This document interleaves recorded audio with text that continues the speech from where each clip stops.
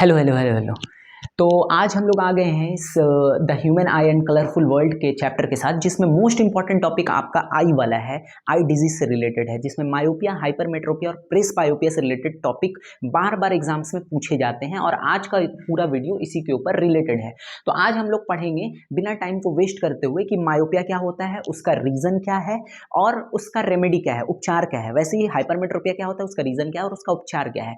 तो देखिए, मायोपिया एक आई डिजीज है जिसको लेट से वीडियो डालने के लिए सॉरी, किसी ने कहा था मुझे कि आप आईज वाला वीडियो डाल दीजिए, तो मैं आई वाला वीडियो डाल नहीं पा रहा था क्योंकि मैं दूसरे काम में मशगूल और मसरूफ था। तो अभी मुझे टाइम मिला तो मैं ये वाला वीडियो डाल रहा हूँ और ये एक क्वेश्चन पक्का रहता है, यानी आप इसको अच्छे से देख लीजिएगा और ये टॉपिक आपका क्लिस्टर क्लियर हो जाएगा। यहाँ पर देखिए, मायोपिया का मतलब होता है लोगों को दूर की चीजें ब्लर दिखाई देने लगती हैं। फॉर एग्जाम्पल, स्टूडेंट एक क्लासरूम में है और उसको बोर्ड पर लिखी हुई चीजें दिखाई नहीं दे रही है, ब्लर दिखाई दे रही है बेसिकली, तो वो किस डिजीज से गुजर रहा है, वो मायोपिया डिजीज से गुजर रहा है। मायोपिक पर्सन हो चुका है, वो मायोपिक स्टूडेंट हो चुका है। वो मायोपिया में दूर की चीजें सही से दिखाई नहीं देती है, नजदीक की चीजें सही से दिखाई देती है, इसीलिए मायोपिया का दूसरा नाम नियर साइटेडनेस है।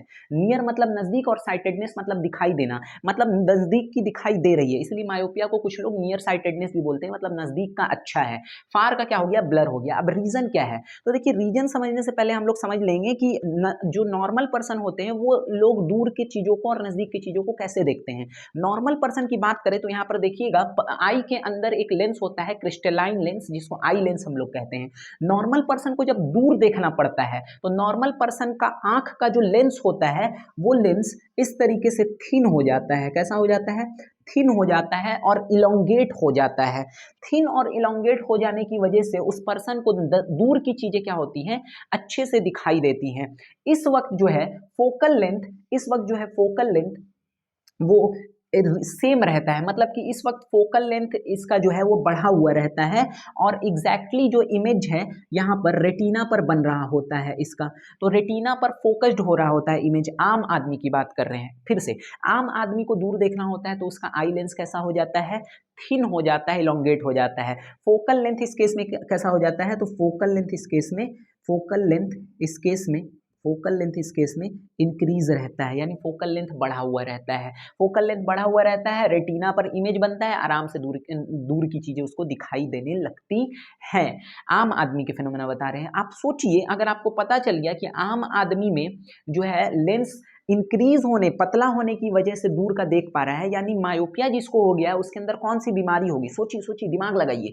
मायोपिक पर्सन में ये लेंस जो है वो क्या नहीं हो पा रहा होगा, थिन नहीं हो पा रहा होगा। मतलब मायोपिक पर्सन में बहुत अच्छे से लेंस थिन नहीं हो पा रहा होगा, जिसकी वजह से फोकल लेंथ नहीं बढ़ रहा होगा, यानी कि उसका फोकल लेंथ डिक्रीज हो गया और इमेज कहीं रेटिना से पहले ही बन जा रहा होगा, इमेज कहीं रेटिना से पहले ही बन जा रहा होगा। क्यों सर, क्योंकि फोकल लेंथ घट गया। फोकल लेंथ बढ़ा हुआ होता है जब उसको अच्छे से दिखाई देता है, उस वक्त इमेज रेटिना पर बनता है। अब क्या हुआ है कि आई लेंस थिन नहीं हुआ, आई लेंस थिन नहीं हुआ, मतलब फोकल लेंथ क्या हो गया, घट गया। बहुत इंपॉर्टेंट सवाल पूछता है कि मायोपिक पर्सन का फोकल लेंथ कैसा होता है, तो फोकल लेंथ घट जाता है। तो पहला रीजन कि फोकल लेंथ कम हो जाता है, क्या कम हो जाता है, focal length, focal length decrease हो जाता है।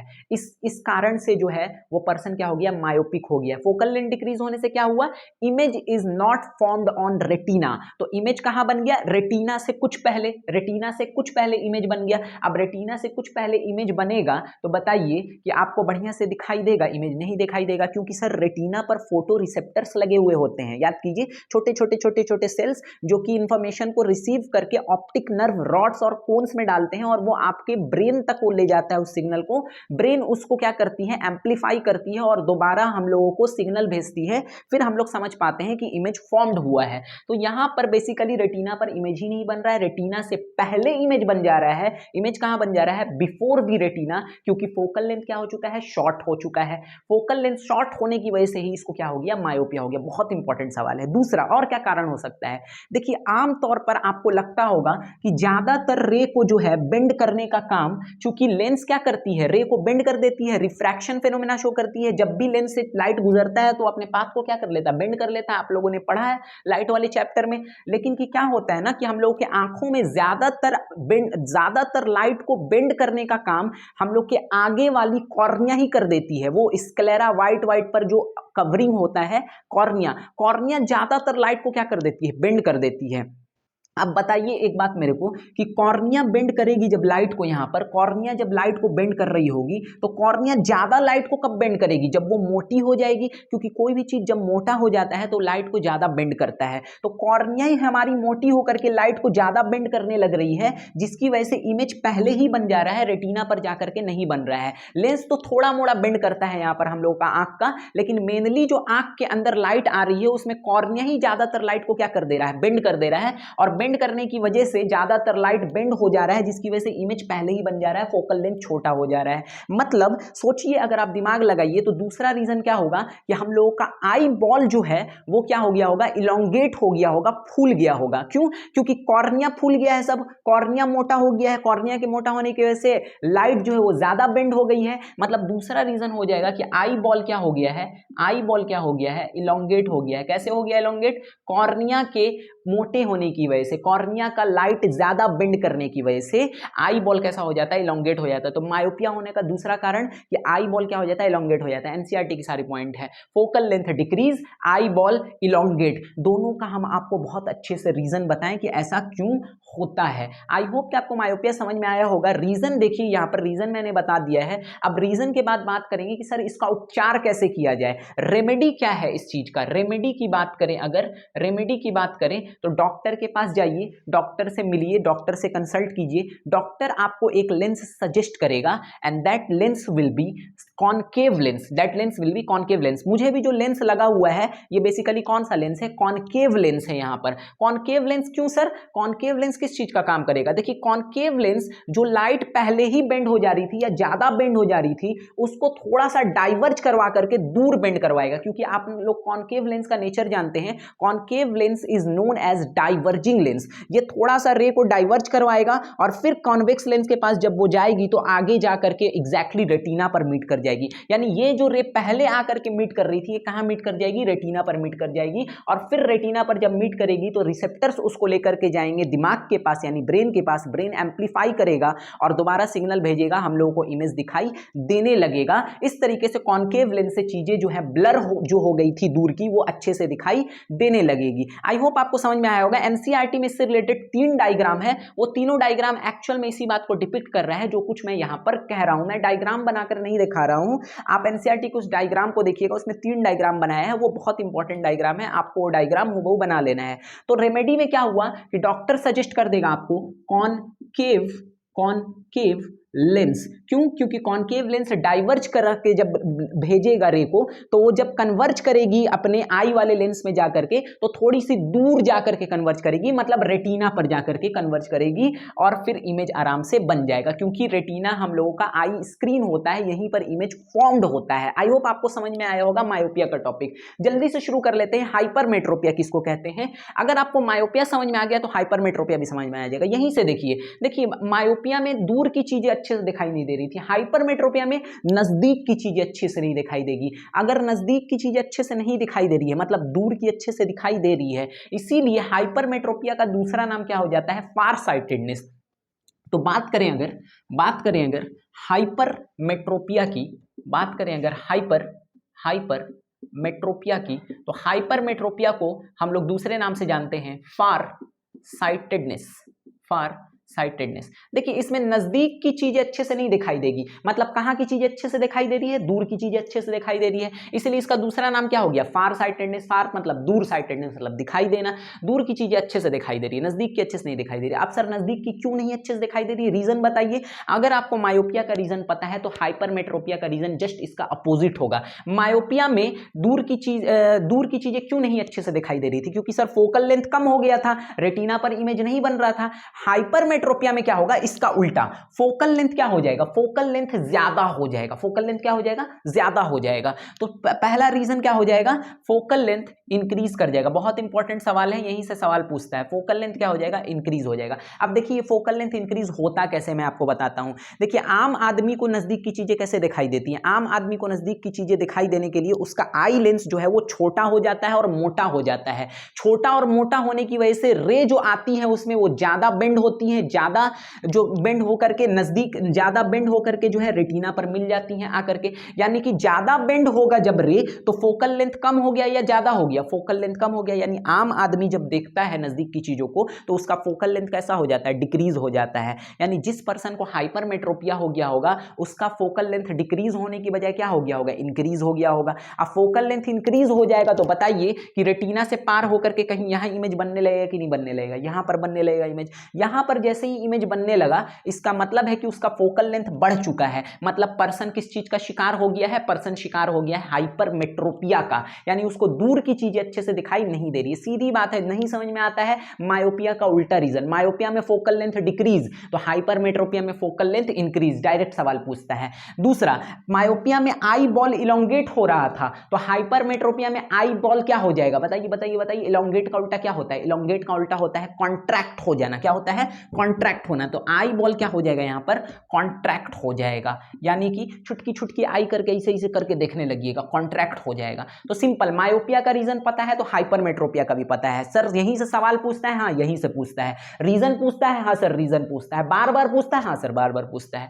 अब उपाय, उपाय रेमेडी क्या करेंगे, तो इसके पास, इसके लिए भी डॉक्टर के पास जाएंगे। ऑप्थेल्मोलॉजिस्ट कहते हैं आई के डॉक्टर को, उसके पास जाइएगा, कंसल्ट कीजिएगा। डॉक्टर आपको सजेस्ट करेगा कि बेटा क्या लगा लो, कॉन्वेक्स लेंस लगा लो। कौन सा लेंस लगा लो, तो रेमेडी की बात करें अगर, रेमेडी की बात करें अगर, तो कौन सा, कॉन्वेक्स लेंस बोलेगा डॉक्टर, लगा लो कॉन्वेक्स लेंस। अब कॉन्वेक्स लेंस क्यों, कॉन्वेक्स लेंस चीजों को कन्वर्ज करवाता है। तो एक बार कन्वर्जिंग होगा, अब फिर अपने आई लेंस भी कॉन्वेक्स लेंस की तरह है, दूसरी बार कन्वर्जिंग होगा। तो दो दो बार कन्वर्जिंग होगा तो थोड़ा सा पहले कन्वर्जिंग होगा, क्योंकि अब डाइवर्ज नहीं हो रहा है कि चीजें दूर जाएंगी। कन्वर्ज हो करके जो चीजें दूर गई थी, फोकल लेंथ जो बढ़ गया था, वो फोकल लेंथ क्या हो जाएगा, घट करके रेटिना पर आ जाएगा। अब घट करके जैसे ही रेटिना पर आएगा, इमेज खट से दिखने लगेगा, रिसेप्टर रिसीव करके कहां भेज देगा, ब्रेन को। ब्रेन एम्पलीफाई करेगी, सिग्नल भेजेगी, इमेज दिखाई देने लगेगा। बोलिए समझ में आ रहा है कि नहीं आ रहा है यहां पर। तो फोकल लेंथ जो बढ़ गया था हाइपरमेट्रोपिया में, कन्वेक्स लेंस लगाने की वजह से वो फोकल लेंथ क्या हो जाएगा, घट जाएगा।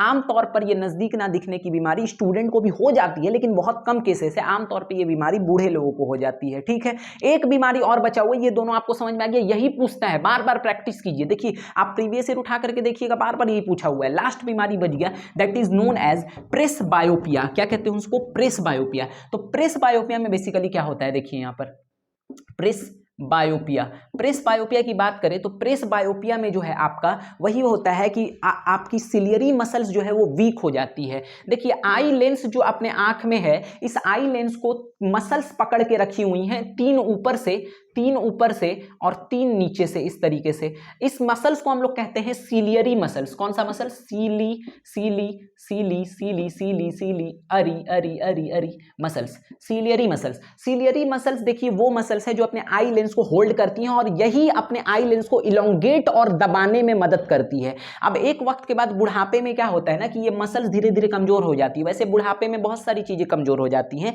उसके साथ साथ आई मसल्स, ये सीलियरी मसल्स भी कमजोर हो जाते हैं। तो इसकी जो एबिलिटी है, पावर ऑफ एकोमोडेशन देने की आई को, यानी कि ये जो खींच करके लंबा कर दे रहा था और खींच करके दबा दे रहा था, ये कैपेसिटी धीरे धीरे खत्म होने लगती है।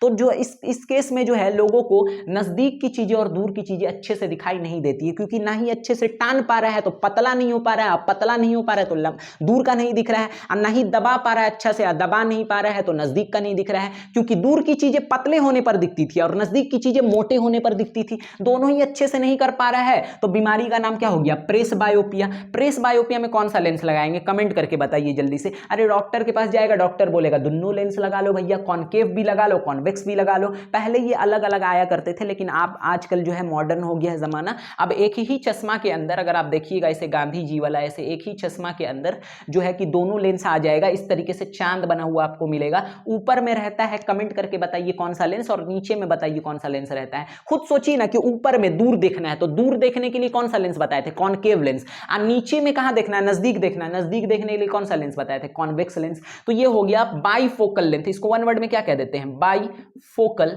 By focal lens. तो ये प्रेस बायोपिया बीमारी हो गया। एक बीमारी और है जिसको हम लोग कहते हैं कैटरेक्ट। क्या कहते हैं? कैटरेक्ट। जल्दी से इसको भी देख लीजिए, कैटरेक्ट क्या होता है? CATARACT, cataract. इसको बेसिकली आपके आम भाषा में मोतियाबीन कहा जाता है। आप लोग सुने होंगे अपने घर पर कि आंख में मोतियाबीन हो गया है, इसे देख रहा है। तो यहां पर मोतियाबीन को समझते हैं। देखिए होता क्या है ना कि आई लेंस पर जब हम लोग के अंदर, आंख के अंदर बहुत सारा धूल गर्दा जाता रहता है और हम लोग अपने आई को बहुत ज्यादा केयर नहीं करते हैं, तो ये धूल गर्दा जो है अपने आई लेंस पर थोड़ा थोड़ा थोड़ा करके जमा होता जाता है और ये ग्रेइश मटेरियल में चेंज हो जाता है। ग्रे डिपॉजिट जमा होना शुरू हो जाता है अपने आई पर। इस डिपॉजिट को हम लोग बोलते हैं ग्रे डिपॉजिट। ये बेसिकली कचड़ा होता है, अपने आंख के लेंस पर जमा हो जाता है। अब बहुत सारा कचड़ा आंख के लेंस पे जमा हो जाएगा तो लाइट को जाने से रोकेगा कि नहीं रोकेगा? रोकेगा। तो दिक्कत होगा कि नहीं पर्सन को दिखने में? तो डॉक्टर साहब के पास वो पर्सन हुआ जाएगा और बोलेगा कि देखिए ना, हमको दिखे नहीं रहा है, दूरे का नहीं दिख रहा है। तो डॉक्टर को समझ में आ जाएगा, अच्छा अच्छा इसका लुढ़क गया है आंख का लेंस,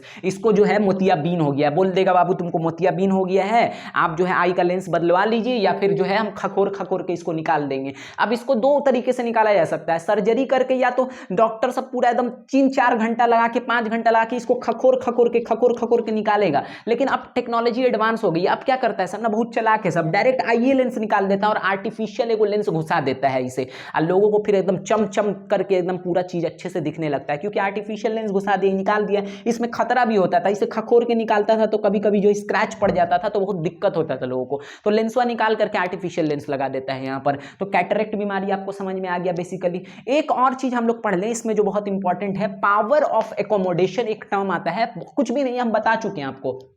देखिए आई लेंस की जो एडजस्ट करने की कैपेसिटी है, यानी दूर देखने के लिए जो अपना सिलियरी मसल्स उसको लंबा कर दे रहा है, और नजदीक देखने के लिए सिलियरी मसल जो उसको दबा दे रहा है, छोटा कर दे रहा है, यही एडजस्टिंग करने की प्रॉपर्टी कहलाती है पावर ऑफ एकोमोडेशन। ये वाला टर्म बार बार सवाल इससे भी पूछता है 2 नंबर में, पावर ऑफ एकोमोडेशन। तो पावर ऑफ एकोमोडेशन क्या होता है? Power of accommodation basically I को दूर और नजदीक देखने के लिए जो एडजस्ट किया जा रहा है सिलियरी मसल्स के द्वारा, वही क्या कहलाता है? पावर ऑफ एकोमोडेशन कहलाता है। आई होप आप इसको अपने से बनाकर लिख पाइएगा। देखिए जितना ज्यादा आप अपने से लिखने की कोशिश कीजिएगा उतना ज्यादा आपका कंसेप्ट बिल्ड होगा और आप चीजों को समझ पाएंगे। रट्टा मारने वाली चीज नहीं है यहाँ पर। एग्जामिनर भी जो कॉपी चेक करता है उसको समझ में आ जाता है कि लड़का कंसेप्ट के बेसिस पर लिखा है, और आपको जो चीज इसमें फोकस्ड करके पढ़ना है वो एनसीईआरटी पढ़ना है। यहां मैं अभी क्या कर रहा हूं कि जो इंपॉर्टेंट टॉपिक जहां से क्वेश्चंस बहुत ज्यादा पूछे गए या पूछे जा सकते हैं, मैं उसी को डील कर रहा हूं। तो आज के इस वीडियो में यहां तक हम लोग देखेंगे।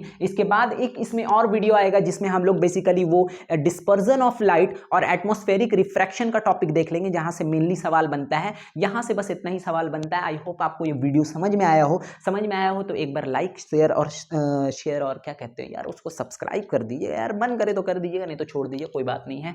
और थोड़ा रिकमेंड कर दीजिएगा अपने किसी दोस्त वगैरह को अगर वो फंसा हो तो, क्योंकि यहाँ से सवाल पक्का रहता है। एक बात और कि एनसीईआरटी में जो रे डायग्राम बना हुआ है आंख वाला, जो डिजीज वाले का, वो भी देख लीजिएगा, क्योंकि कई बार 5 नंबर में डायरेक्ट बोला कि वो भी बना करके दिखाइए। तो कॉज जो बताएं, रीजन जो बताएं, बहुत इंपॉर्टेंट था, वो देख लीजिएगा, और साथ में उसको पूरा लिखने के लिए कैसे तरीके से लिखा जाता है वो लिख लीजिएगा। आई होप आपको वीडियो समझ में आया हो। कुछ ना समझ में आया हो तो कमेंट कर दीजिएगा। तब तक के लिए बाय बाय।